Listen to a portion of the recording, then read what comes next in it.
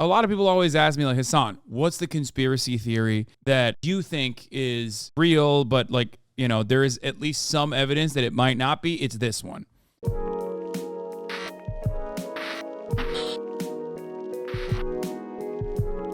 saying it. Well, something happened alongside 9/11 that made Americans feel like maybe terrorists weren't done. I'm talking about the Anthrax letter attacks. Solved but not closed. That's the word from officials looking into the 2001 Anthrax attacks 8 days after the FBI's top suspect committed suicide.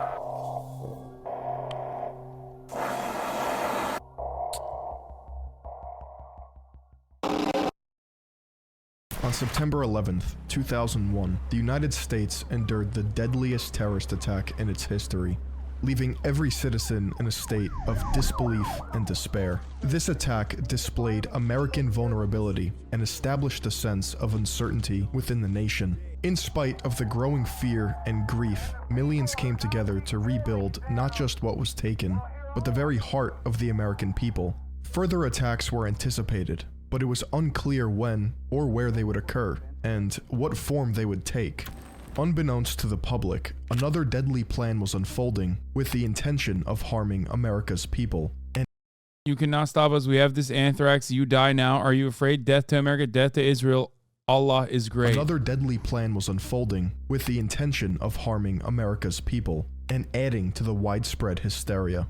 Overshadowed by a more visceral and chaotic national tragedy, this scheme would be all but forgotten if it wasn't for the distinct weapon used to sow chaos: anthrax. You're a parent Marxist here. Can you remind me what I'm watching? You're watching the chat to see that you can no longer communicate for one day. Because there's nothing more fucking annoying than a chatter who thinks that we are having a one-on-one conversation when there's 25,000 people in here. Okay? Don't give a fuck if you've been a subscriber for 17 months. Like, you know, I despise it, okay? You're being rude to everybody else. For the record, if you weren't here earlier, that was the guy who was like, why the fuck are we watching this bullshit when we should be covering things that, that pertain to workers' lives? And then, now he comes back because he didn't get enough juice because of the one-on-one conversation. And he was like, can we talk about things actually affecting the working class? What are you watching, ... Now, I made fun of him in a lighthearted way. Now he's back for more because he's sipping on that dumb juice. Okay? Now he's like, what are we watching again? Like, okay, well, you're done for the day. 24 hours. Be quiet. Odorless, colorless, and tasteless. An invisible organism capable of sending a strong message. If a weaponized biological agent were to be released in mass, the aftermath would rival that of a nuclear. Love our annual masterclass on why we deserve this. I mean, this year I didn't even go extra hard. I think I was very reserved this year. I've gone way harder in years prior. And no, I don't even mean like when I said America deserved 9/11. I think the 20th anniversary and the Afghan pullout was when I went the nuttiest. Like I went fucking bananas mode, okay? I lost my shit. I was like, fuck you. Everyone suck my dick. I was so right. All these dumb motherfuckers were wrong. Not that it matters because, like, people are so stupid. Like, my fucking haters are so dumb, dude. I do not have smart haters, okay? I have the dumbest haters, which in many instances actually causes, like, a different, unique problem where, like, they're too stupid. Like, they don't even hate on the right thing. Like, that fucking thumb guy, I just remembered. That thumb guy... the fucking pronouns guy, he was like still tweeting. He was still tweeting about me a couple days prior, I guess. I never even saw it. And he like thought I was the Surfs account or something. I guess the Surfs blocked him on Twitter. So he was like posting about how like, I guess I've made a son very mad with my brilliant words in fucking pronouns because he fucking blocked me. And it's like, and I looked at it and I was like, well, this is not my account. Like, what are you talking about? In my mind, I was like, what the fuck's going on? He's dumb and I love him for it. But what blew my fucking mind was that not a single person in the comments in his fan base actually pointed out that that wasn't me. Some were adding my fucking account at Hasan the Hun while simultaneously being like, yeah, look at how much of a coward this at Hasan the Hun guy is. And I was thinking like there ain't no way, dog. You just added my actual Twitter account while simultaneously being like, oh yeah, why does he think the Surfs is the leftover podcast? Wait, let me see if I can find that comment. Jank's nephew's content is usually someone else's content. I don't know or care who these spaffs are, lad. They also blocked me a while back as a great feeling. No, I didn't. What did you say to Hasan? Amazing what having an impassionate opinion gets you nowadays. You just got to turn the other cheek, mate. That silver spoon millionaire commie is unwittingly boosting you. Such brave men they are. I'm like, what? Not a single person. Not a fucking single person is like being like, dog, that's not him. So Hasan and Ethan are posting shit about me, having me on block like the fuckboys they are. Looks like I got to a son. Thanks for the shout out, mate. I wouldn't expect anything less from these cowards you always show yourselves to be. And it's like, that's not me, dude. What? Oh, this is the guy. Yes, thank you. This was the one I saw because, like, this is what broke my brain. Okay? This is what broke my brain. This guy is so stupid. This guy is so fucking stupid. He added me. I wasn't lying. He added me in the fucking comments, but he still thinks I blocked this guy. So the point is that, like, this is what happens when your haters are so fucking stupid. Okay? When your haters are so fucking dumb and their communities are so fucking dumb, it's like they're like, I don't know what to say. It just like becomes really funny.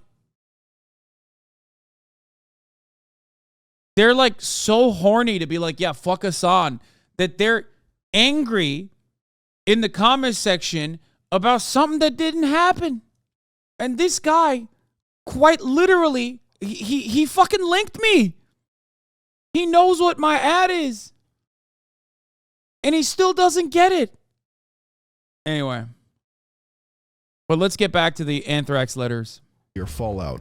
Instead of a silent breeze and flash before your eyes, you would watch in horror as those around you rot from the inside out. If you've never heard of anthrax or Bacillus anthracis, it's a dangerously infectious disease caused by a gram-positive bacteria. For reference, gram-negative bacteria are usually more challenging to treat, like pneumonia and meningitis, while gram-positive, like anthrax, require precise antibiotics.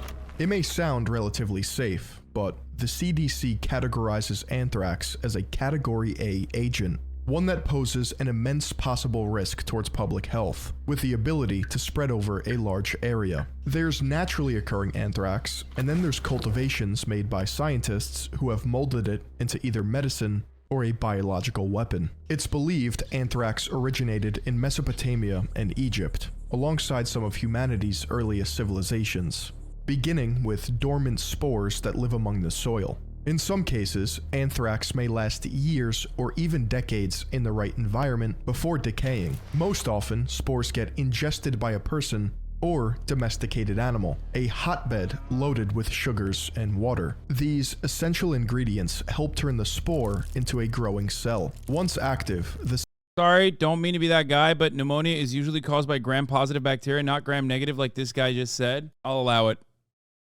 This is the one time where you're not sorry to be that guy. You never are. But this is the one time where, like, sure, fine. I'll allow it. Usually it's really fucking annoying when someone says, sorry to be that guy, hate to be that guy, because they never hate to be that guy. They love being that guy. And so do you. But this one is valid. cells multiply while producing toxins that can cause serious illness and death, though symptoms may vary depending upon the type of exposure.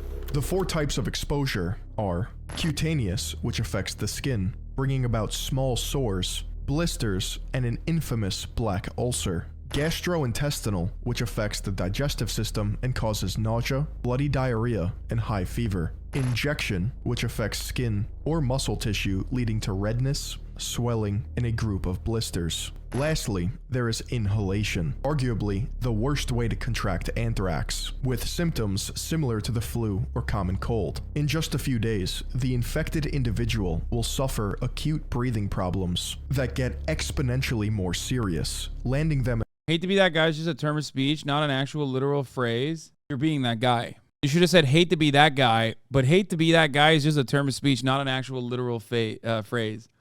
Because you're now, see, that guy is being the hate to be that guy that loves to be that guy and shouldn't be that guy. Okay? You're the guy. Thank you for demonstrating what guy not to be.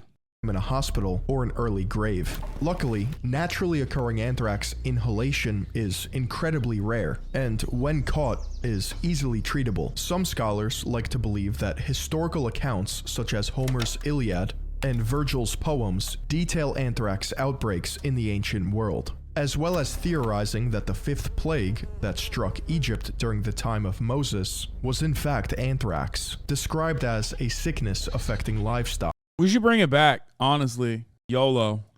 In modern history, the first clinical recordings or accounts of anthrax occurred in 1752 by an unidentified doctor named Moret, and later Nicolas Fournier in 1769. One of the main founders of modern bacteriology, physician Robert Koch, documented the bacteria's ability to spread by spores and the severity of the infection on animals. In severe cases, animals are said to die between 48 and 72 hours, with blood leaking from all orifices. In the 19th century, anthrax earned itself a nickname known as the wool sorter's disease because cases were appearing frequently in the animal hair industry, although doctors could not pinpoint the organism's origin. In 1881, Louis Pasteur, a French chemist and microbiologist, created the very first anthrax vaccine by using a weakened version of the bacteria. Although the only problem I have with Philion videos is that he goes extra ham on like the background of like anthrax or whatever. I wish he would just like, you know, get to the meat of it. You know what I mean?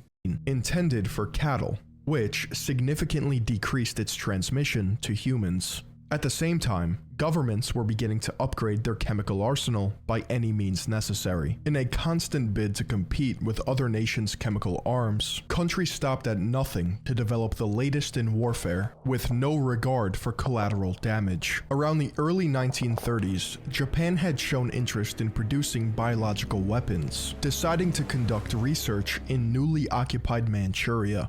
Reports indicate the Japanese deliberately infected prisoners of war with anthrax and other deadly diseases, going as far as to attack several Chinese cities with anthrax. Yeah, so Unit 731, luckily after the war ended, after World War II ended with a peace treaty and a surrender, like a negotiated surrender without any like nuclear weapons being used on the island, they immediately looked at the research and saw that these were some of the grossest war crimes that anyone had ever committed, like atrocities anyone had ever committed on other human beings. And immediately America was like, we need to destroy these, and we need to make sure that the guys who are responsible for these war crimes are punished. And then they did that. Or the exact opposite of that happened, where America threw an atom bomb too, just the second one, just to test it out, and to flex on Russia and show the USSR that we had multiple of these, and then turned around and protected Unit 731 that committed these war crimes, and then used some of the germ warfare research that they actually took from Unit 731 in the Korean War. That's the second thing, is what happened. By spraying them from aircraft. There was also Japan's Operation Cherry Blossoms, a short-lived plan to drop virulent diseases from planes along the United States West Coast in San Diego, Los Angeles, and San Francisco. The crew of the submarine aircraft carriers were even told to infect themselves and run ashore in a kamikaze-like suicide to spread the diseases as much as possible. As technology advanced, beside desperate warfare methods, it was up to scientists to introduce defensive measures against the many forms of chemical attacks. By 1944, just before the end of World War II, penicillin became the primary way to combat anthrax infections and other gram-positive bacteria. The West, specifically the United States, developed their own vaccine in the 50s, with a noted 92.5% effectiveness. Dude, if anthrax came back, you know motherfuckers are not taking this. Permafrost starts melting. We find like new hidden anthrax. Okay? Scientists immediately rush to update the anthrax vaccine. How many hogs are not taking it? So fucking many. Holy shit. Need to be replaced in 1970 with an improved version that is still in use today. It may be easy to blame the Japanese and Germans for their use of weaponizing anthrax and other chemical attacks, but the United States and allies were not entirely innocent. And neither is your web browser. Which is why today's video is sponsored by Surfshark VPN. To try it out, go to I'm showing you his link. Anthrax outbreak triggered by climate change kills boy in Arctic Circle. 72 nomadic herders, including 41 children, were hospitalized in far north Russia after the region began experiencing abnormally high temperatures. There you have it, folks. It's, you know, if it came all the way up to America, hogs would refuse to take a anthrax vaccine, and surfshark.deals/Philion for 3 extra months for free. That's promo code Philion at surfshark.com. And thank you to Surfshark for sponsoring this video. In 1942, the Allied forces experimented with anthrax to use in bioweapons, with a total of 5,000 anthrax bombs created and ready to be deployed against Germany if provoked. On Gruinard Island, off the coast of Scotland, Great Britain conducted bioweapon research in an effort to observe the widespread release of anthrax on organic matter. In conclusion, the British massacred 80 sheep that were placed on the island and rendered the environment uninhabitable for 46 years. It was becoming more and more apparent just how dangerous anthrax, or at least the weaponized version, truly was. In 1950, during the onset of the Korean War, US troops were inoculated in an effort Wait, where did they get the anthrax from in 1950 in the Korean War? To protect them against enemy biological warfare, because such weaponry became increasingly dangerous as countries were continuing to ramp up research and stockpile supplies. Oh, for the record, they did this because they were the projection. They did this because they were using it. I don't know if Philion will talk about it, but we don't know because he skipped the history. No, man, that was like fucking 17th century shit. Shut up. I skipped that part. In 1969, President Nixon issued an executive order ending the US's bioweapons program. And in 1970, because he was a fucking commie, dude, created the EPA, normalized relations with China, okay? Literally fucking ended our biological weapons usage, like, well, ended. But still, what the fuck? Lame ass California Republican. You knew his ass was a commie. 72. Oh, price checks instituted a price freeze. Over 100 nations signed a treaty that vowed to destroy present inventory of toxic Did gas rationing killing car heads? Truly. Material and biological weaponry. Despite the mostly global condemnation of weaponized diseases, the deadliest anthrax attack would occur 7 years after these programs in Sverdlovsk, USSR. Initially, this outbreak was recorded as occurring naturally in livestock. According to the CDC, 96 human infections were recorded, with 79 having gastrointestinal anthrax and 17 having cutaneous anthrax. 64 of the 96 infected died from their illness. When it was time to talk, USSR experts reasserted that it was a natural occurrence, and the anthrax infected the meat that was then eaten. This excuse didn't last long, probably because of the nearby microbiology lab, not far from the site of the reported infections. Just like COVID, brother. However, it would take more than 10 years for the truth to finally come out. The president of Russia at the time, Boris Yeltsin, admitted that the outbreak was caused by improper air filters of the Soviet microbiology lab. This epidemic is now known as the largest anthrax inhalation outbreak in history. Under any circumstance, it's clear certain governments spend multi-billions on researching and engineering the latest in biochemistry in order to better understand diseases. In the wrong hands, this research can be used against armies and innocent civilians without concern. On September 18th, 2001, a week after 9/11, 2 letters were placed in a mailbox in Trenton, New Jersey, sent to Tom Brokaw at NBC News and to the New York Post, both located in New York City. 3 weeks later, 2 more letters postmarked October 9th, 2001, were mailed to Senators Thomas Dashley and Patrick Leahy at their Washington, D.C. offices. A 5th letter is believed to have arrived at American Media, located in Boca Raton, Florida. Considering the reports of an outbreak at the facility, yet no letter was ever found. They were white, photocopied pieces of paper with an irregular shape. The first letters contained a coarse, low-grade anthrax powder that was brown in color. This is typical when the chemist or perpetrator in question is most likely a mad scientist in his garage. However, the second round of letters contained a near-perfect form of anthrax, a gas-like substance making it deadly and highly volatile, indicating the work of a seasoned microbiologist. There are 2 possible explanations for the differences in quality of the anthrax.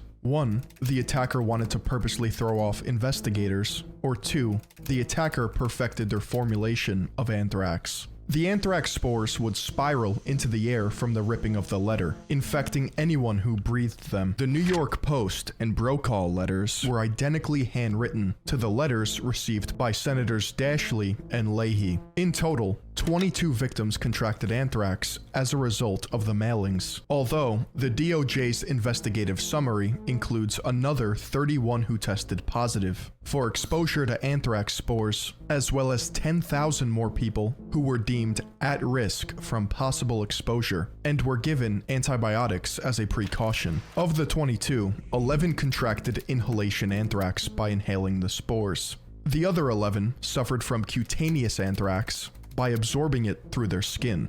5 of the inhalation This is how hog cops think they'll get fucking poisoned by fentanyl. victims died from their infections. Thomas Morris, Joseph P. Kursine, Kathy T. Nguyen, Ottilie Lundgren, and lastly, Robert Stevens, who was the first recorded individual to be infected and died shortly after by contracting pulmonary anthrax, leading to the immediate creation of a joint task force between the FBI and USPIS. To find the perpetrator behind these attacks, the Amerithrax Task Force devoted 600,000 hours to investigative work, 10,000 witness interviews spanning 6 continents, 80 executed search warrants, 6,000 items of potential evidence, 5,750 grand jury subpoenas, and 5,730 environmental samples taken from 60 different locations. The task force filtered the evidence down to 48 post offices and 625 individual street mailboxes around Trenton, New Jersey, from which the anthrax letters were believed to have been mailed from. After testing each mailbox, they finally found the specific blue street side box located near Princeton University,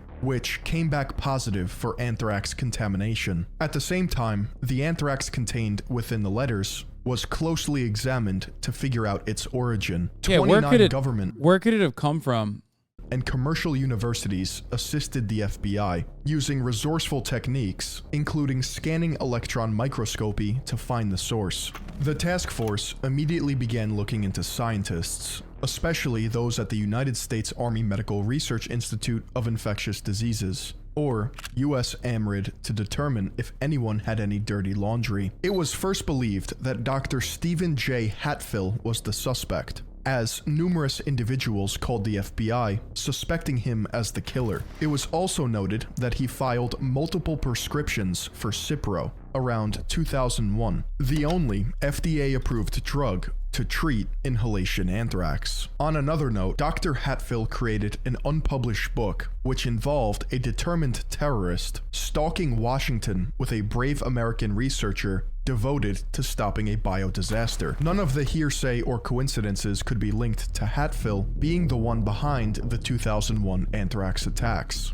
Authorities had to dig deeper, finding an old report dated from February 1999, in which Hatfill summarized the possibilities of terrorist anthrax mailings. The report was seen as a blueprint for the 2001 attacks, as it even detailed the maximum amount of anthrax powder, 2.5 grams, to use without creating a suspicious bulge. The amount used in the letters was 0.871 grams. Not long after, the media and authorities were calling Hatfill the killer. It would take another 6 years for the most crucial evidence towards the case to arrive. Microbiologists discovered the specific strain of anthrax used in the letters known as Ames, which was created from flask RMR 1029, stored in a US AMRID lab at Fort Detrick. This is when the investigation switched focus to only those with unrestricted access to the RMR flask.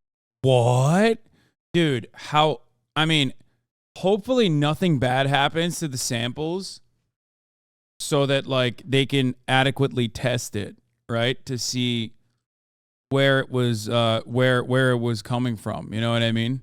Hatfill would be exonerated in 2008 and awarded $5.8 million because he didn't have access to the certain suites at US AMRID. The task force had the wrong guy, but they weren't far off. By searching work computers, phones, and emails within the Fort Detrick laboratory, they found— So for 6 years, the entire country blamed one guy and literally no one cared to learn the updated news? potential evidence against a new possible suspect.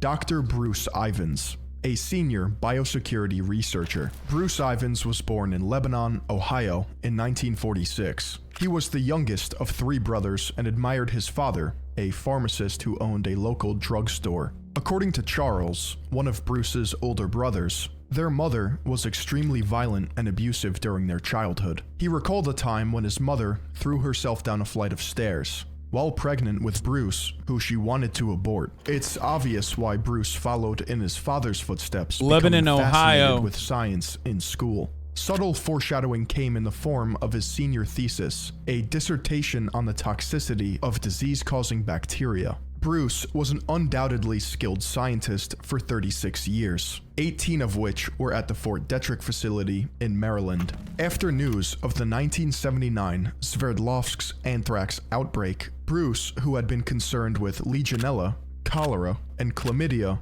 turned his attention to anthrax. So much so that in 2003, Bruce became co-creator of 2 US patents for anthrax vaccine technology. Decades of hard work would be thrown away once Bruce was suspected as being a possible culprit. He had all the skills necessary to carry out the attacks, being an expert scientist for almost 40 years. He worked in the biodefense lab at Fort Detrick, the known location of the RMR 1029 flask. By 2007, the clues were lining up to Bruce. The Amerithrax task force had a new prime suspect. It was only a matter of time before authorities would find irrefutable evidence implicating Bruce in the 2001 attacks. They installed a GPS tracker on his car and began to regularly search his trash. On November 1st, 2007, law enforcement executed a search warrant of his home, collecting valuable evidence for their investigation. First was a collection of letters sent to Congress and media,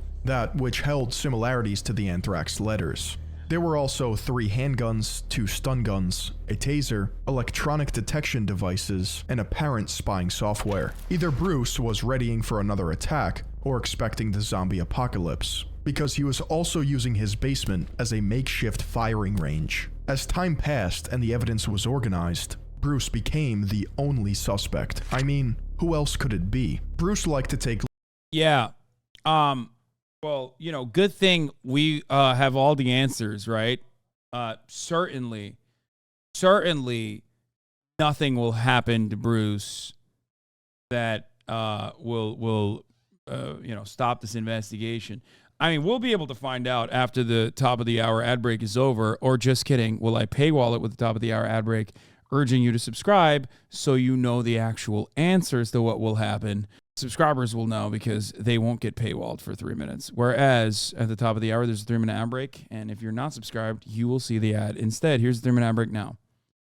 Long drives without telling his wife so that he can go and deliver letters from distant post offices. The FBI also claims he used a pseudonym while doing so, thereby disguising the mailer's identity. Bruce also lived within close proximity to the source of the Anthrax envelopes, which were sold in Frederick, Maryland, used in the 2001 attacks. Apparent motives were found in his personal emails, and he was facing professional pressure from his anthrax vaccine being pulled from the market. Bruce began to show clear signs of struggle with mental health issues, which were said to have been revealed ever since his college years. Bruce was unstable by all accounts. Psychiatrists described him as homicidal and sociopathic, with clear intentions. He had a history of posting death threats to a reality TV star, while threatening violence and planning revenge on those who disparaged him. He was guilty of extreme workplace negligence, having to secretly decontaminate 2 areas, a junior lab tech's desk and his own work quarters. Bruce chose not to report either events. The language used in the letters, at first glance, was attributed to Al-Qaeda, but when you're dealing with the FBI, they like to check things twice. First, Do they? Because, like, they literally ran with the narrative that it was probably Al-Qaeda. And then they found another random guy and said he was the one for 6 fucking years. So, not really. I don't think they were too competent on this. But to be fair, a lot of people always ask me, like, Hasan, what's the conspiracy theory that you believe that is a conspiracy theory that you think is real, but, like, you know, there is at least some evidence that it might not be? It's this one. Okay? Was this dude working at Fort Detrick, working or operating at the behest of the federal government in an effort to create a fear-mongering campaign that would strike at the core, at the heart of the American citizens, thinking that, you know, they're going to send any and every fucking person with a goddamn mailbox a anthrax-laced letter, okay? Or he just happened to be a crazy dude, perfect place, perfect time, okay? Crazy guy who just did this shit.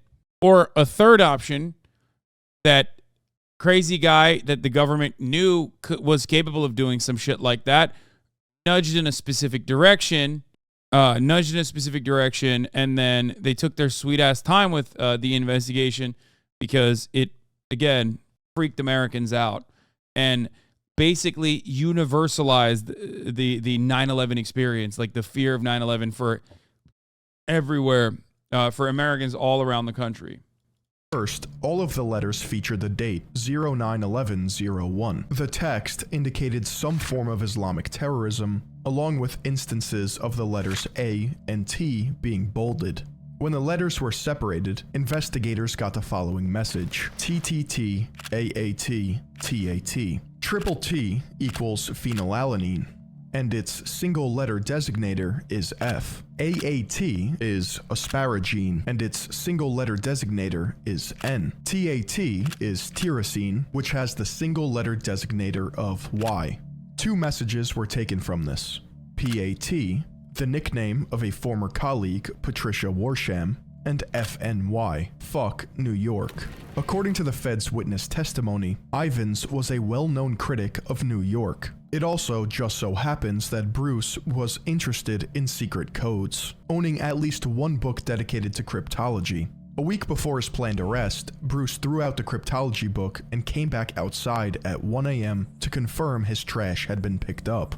If convicted of the crimes mounting against him, Bruce could have faced the death penalty. His options to escape this alive were becoming more desperate. He tried to shift blame to other colleagues and even emailed himself, forging a story about why his former peers likely committed the anthrax attacks. By far the strangest behavior exhibited by Bruce was his frequent road trips alone to the Kappa Kappa Gamma sorority in Princeton. In his own words, he would lie to his wife, drive 3 hours to the sorority, and sit outside in his car for roughly 10 minutes. After whatever activity Bruce was performing, he would silently drive 3 hours back home. Who knows how many times Bruce did this, but one thing is for certain. He burglarized the sorority on 2 separate occasions, stealing items pertaining to the sorority's ritual. There was simply no explaining this deranged behavior, or the overtime he was clocking at work in the days preceding the Anthrax mailing. Early on in the investigation, when Bruce wasn't the prime suspect, he was asked by the FBI to provide samples for RMR 1029. According to investigators, they claimed he provided questionable agents to potentially distract authorities. At this point, there was more than enough evidence to arrest Bruce Ivins as the sole culprit behind the Anthrax letters. In 2008, Bruce was involuntarily admitted to a psychiatric hospital as the law enforcement investigation left a toll on his mental health. When asked about the Anthrax attacks, Bruce admitted to the FBI he had memory loss and would wake up dressed and wondered if he had gone out that night. Upon returning home and subsequently informed of his impending prosecution, Bruce was found unconscious at his home on July 27, 2008. He died 2 days later of what was recorded as an overdose from a mixture of Tylenol and codeine. This was later amended to death by liver and kidney failure, following the consumption of 2 bottles of Tylenol PM, 8 days after Bruce's. Well, guess we'll never be able to find out what actually full-blown happened. I mean, death. U.S. Attorney Jeffrey Taylor released a statement claiming Ivins was the one responsible for the 2001 attacks. The reasons included the fact that he had immunized himself to anthrax, was one of hundreds of scientists with accessibility to the sole strain, and sought to gain from an anthrax epidemic, considering his vaccine patents. Bruce's death brought some closure to the investigation, but there would have to have been more done if people were going to feel safe. The contamination and cleanup of over dozens of buildings had cost taxpayers a staggering $1 billion to decontaminate. If there was to be an end to the panic, legislation was necessary to combat any possibility of a future attack, be it domestic or foreign. A compromise was reached, and before most of America knew. yeah, you get an anthrax vaccine. I feel like it fucks you up, right? You get an anthrax vaccine when you join the military, along with many other vaccines, including COVID, which is pretty funny because some of those shots are genuinely fucked up. The ones they give you, which makes the COVID thing laughable, extra laughable. Knew it. The Judiciary Committee signed the Patriot Act into law. The sad reality is, the death of Bruce Ivins, bipartisan legislation, and a war against terrorism didn't stop biological weapons from being used against the innocent. Another chemical attack struck the United States in 2003, when an unknown individual, going by the name Fallen Angel, released 2 ricin letters. One was sent to the White House, but intercepted at a processing facility. The other was found in South Carolina. Fallen Angel was never found, yet in the letters, they explained to authorities their ownership. If you change the hours of service on January 4th, I will turn DC into a ghost town. The powder and the letter is ricin. Have a nice day, Fallen. What? Of a trucking company, and expressed anger over the changes to some federal trucking regulations. To date, the $100,000 reward for finding Fallen Angel remains. Fallen Angel's letter was followed up with another in 2004, when a white powdery substance found in the mailroom of Senate Majority Leader Bill Frist tested positive for ricin. Almost 10 years later, in 2013, another 2 ricin letters were found, one addressed to Senator Roger Wicker and one for President Barack Obama.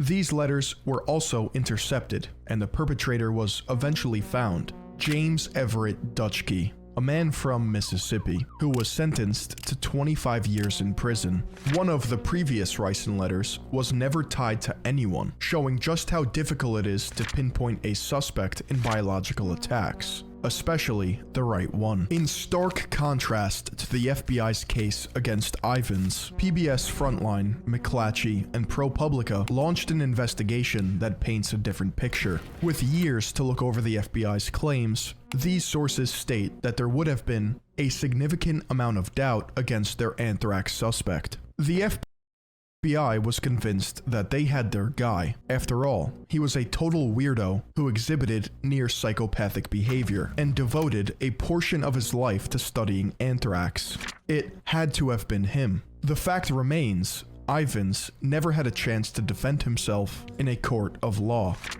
It's crazy that it's just like, you know, just crazy. Surely, I mean, listen, when you just fucking die like that.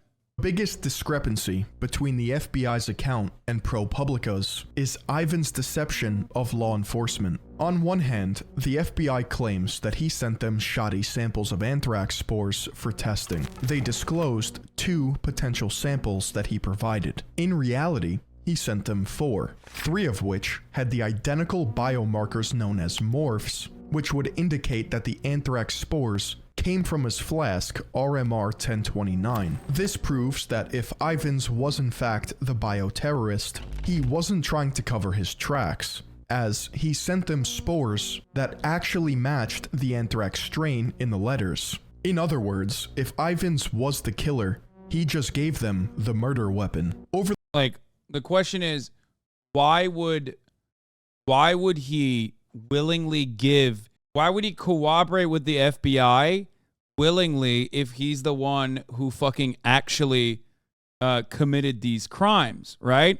And if he was also openly committing these crimes and wanted to be caught, and that's why he gave this information to FBI, why did he write that death to Israel, death to America, hail Al-Qaeda, or whatever the fuck he wrote? You know what I mean?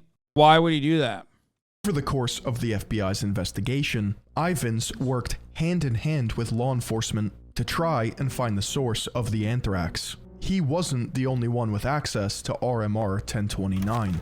Additionally, the FBI could not prove that Ivins was capable of creating dry anthrax powder from wet anthrax suspensions, which were typical at Fort Detrick's lab, or the fact that he allegedly created the coded message of Islamic rhetoric. They could only speculate that he had the opportunity to do so. Looking back, it's easy to identify the FBI lied or conveniently didn't disclose the full scope of their investigation. If anything, this came out after 3 years after his untimely demise, for the record, as Philion points out.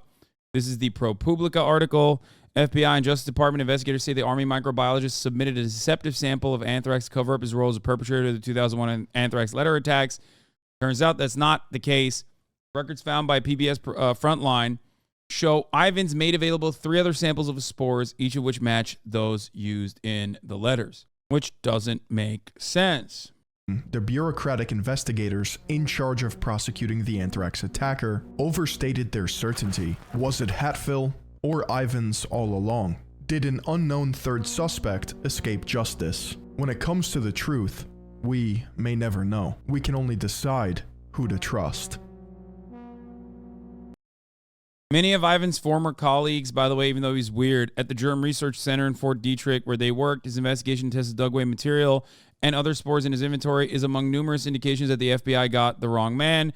What kind of murderer, they wonder, would ask the cops to test his own gun for ballistics? The prosecutors who later branded Ivins the killer in a lengthy report. His solicitous email is trumped by a long chain of evidence, much of it circumstantial, that they say would have convinced the jury that he prepared the lethal powder right there under the noses of some of the nation's foremost biodefense scientists. They conducted dozens of interviews, reviewed thousands of pages of FBI files. Much of the case remains unchallenged, notably finding that the anthrax letters were mailed from Princeton, New Jersey, just steps from an office of the cause sorority that Ivins was obsessed with for much of his adult life. But newly available documents and the accounts of Ivins' former colleagues shed fresh light on the evidence, and while they don't exonerate Ivins, are at odds with some of the science and circumstantial evidence that the government said would have convicted him of capital crimes. While the prosecutors continue to vehemently defend their case, even some of government science consultants wonder whether the real killer is still at large.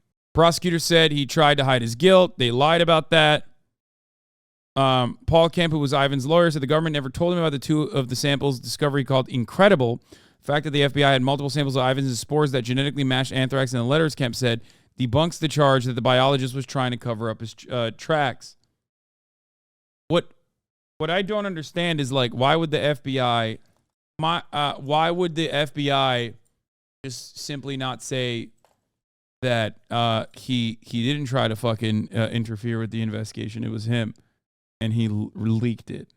You can get into the weeds and you can take little shots of each aspects of our vast, mosaic of evidence against Dr. Ivins, she said in an interview, but in a trial, she said prosecutors would urge jurors to see the big picture. Scientists who work for the FBI's case do not all share her creativity. Claire Fraser-Liggett, a genetics consultant who provided some of the most important evidence linking Ivins to the attack powder, said she would have voted to acquit. I don't know how it could have been possible to convict him, said Fraser-Liggett, the director of the University of Maryland's Institute of Genome Sciences. Should he have had access to a potential bioweapon given everything that's come to light? I'd say no. Was he totally just off the wall from everything I've seen and read? I'd say yes. But that doesn't mean somebody's a cold-blooded killer.